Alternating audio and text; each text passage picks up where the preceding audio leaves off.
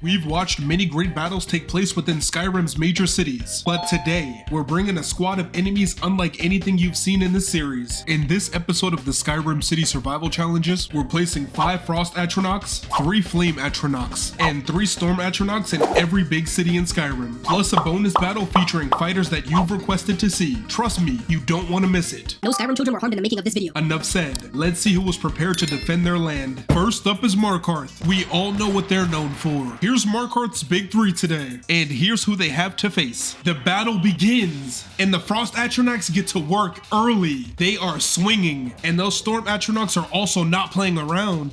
Look at that zap. What a hit! But one of the Storm Atronachs goes down. Actually, 2. Listen to those arrows flying. Another amazing zap. The enemies are not playing around with this city. But here's Calcelmo. Front line. Face to face. He tries to switch weapons and gets taken out. But now the Legate pulls up. And he gets an elimination early, but he also falls. One of the Storm Atronachs gets sniped. So does the Frost Atronach, and that looks like the last enemy. A guard and the Jarl walk away victorious. What a performance from this city. After taking some tough losses, the city was ultimately able to bounce back. Markarth is back in the winning column, and we're off to the next city. Next up is Windhelm, a city that has gained a reputation for taking loss after loss. But in all fairness to them, they have given us some impressive performances from time to time. Here's their big 3, and some of you may have noticed, Jarl Ulfric is not here today. While he may not be in this city right now, he's still gonna play a big part in this episode. Here's the enemy. Let's see what Windhelm can do without Ulfric. The people by the front gate getting assaulted early. We see somebody get sent flying already. Now a guard steps up and gets sent flying. The other guards try to help. They take out one of the enemies. They're doing a lot more damage than I thought they would. That was a very good start from this city. Now we see Golmar pulling up, but he gets dropped. So does another guard. We see archers pulling up and using cover. Very impressive. He switches weapons and starts swinging immediately, getting in that damage to help his city get the win. He gets rocked. The Frost Atronachs move up. They've made their way into the inner city. A 1-on-2 with the guard. That was a good try from him, but not enough. Now we see a 1-on-1.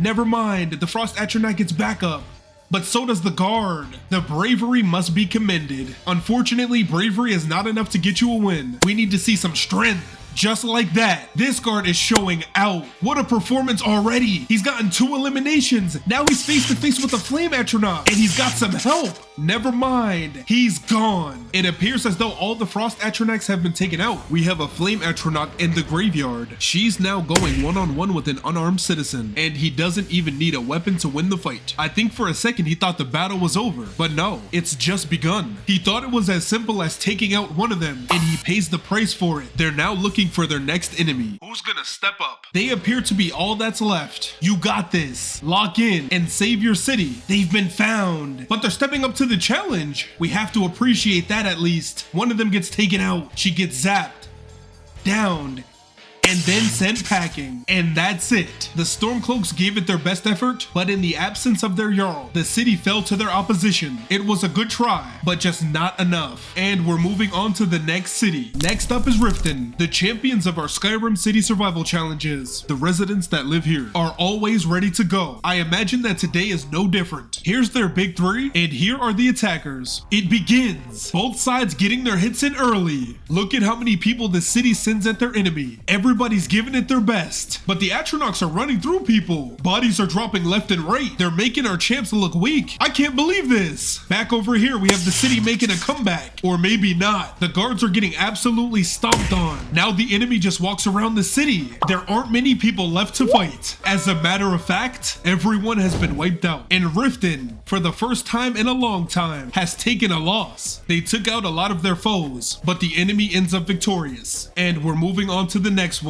Next up is Whiterun. This is an incredibly strong location, but after putting them through many tests, we found out that it can go either way. Here's their big 3, and here are the enemies. The battle begins, and the citizens get right to it. So does a guard. We see 2 bodies fly early. The guard gets launched. More people stepping up. but one of the Flame Atronachs leads the charge forward for the enemy. She drops, but her efforts do lead her partners forward, and they are putting in work. One of them gets taken out. The Jarl is now frontline. So is Irilith. She gets an elimination. Make that 2. But the Jarl gets taken out. So does she. The Storm Atronachs back there are zapping away, but a line of guards shows up. The Atronachs start zapping away at the guards. They're losing numbers quickly, but they aren't backing down. Now they're in a 4-on-1. One of them drops to a knee. The Atronach powers up and gets absolutely evaporated, almost literally. What an impressive showing from the guards. Yet again, we do have to applaud the Jarl and Irilith. They do a great job at motivating their city. The residents of Whiterun get back to their daily tasks, and we move on to the next area. Next up is Solitude, a city known for its strong leadership and the notorious wall of guards. Here's their big 3, and here are the challengers. Bring it on. The fight begins at the gate, and we have the citizens stepping up. So does the executioner. This city needs him to get in damage. He drops. Rogvir now standing there hoping for the best. Now the guard in a 5-on-1. He gets staggered, but he steps back up and gets an elimination, but the other Atronachs stop him immediately, and they're back on the hunt. This is not a good start. They've made it up to the wall of guards, and the guards get right to it. The enemies that are using their range are gonna do a number on this city. They have to take out those melee attackers quickly, or they'll just remain distracted and keep getting zapped from a distance.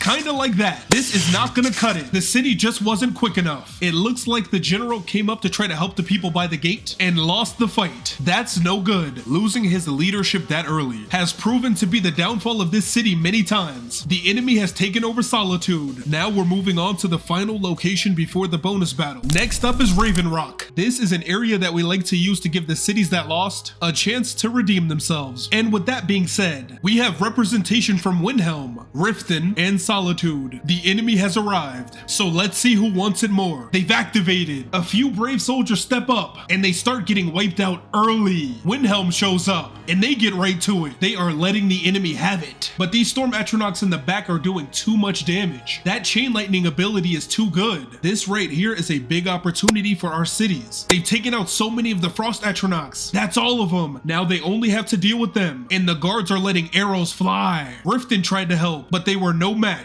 The blacksmith pulls up. Who does he think he is? He gets dropped. The guards begin walking down the Atronachs.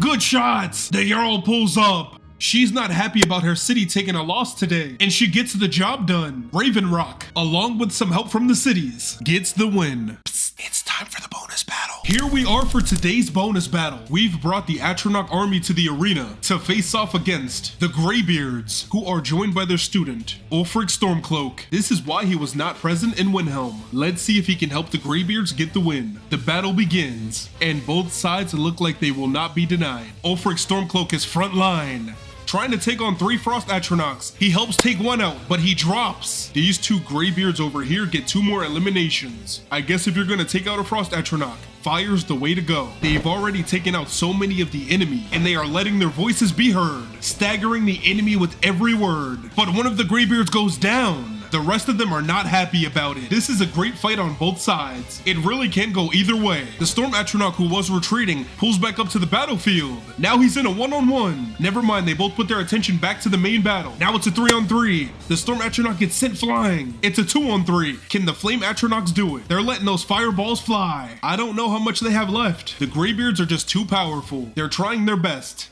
and they take out another one. Now it's a 2-on-2. Actually, one of the Flame Atronachs goes down. Now it's up to her. She has to solo, but she collapses and burns out. The Greybeards have done it. Although their student Ulfric was lost in the battle, the Greybeards still came out as the winners. Okay, everybody, that's gonna do it. If you enjoyed this episode, leave me a like and subscribe. More videos just like this one on the way, and I've already posted a bunch of videos just like this already. Go check them out now. As always, have a great day, and I'll catch you on the next one.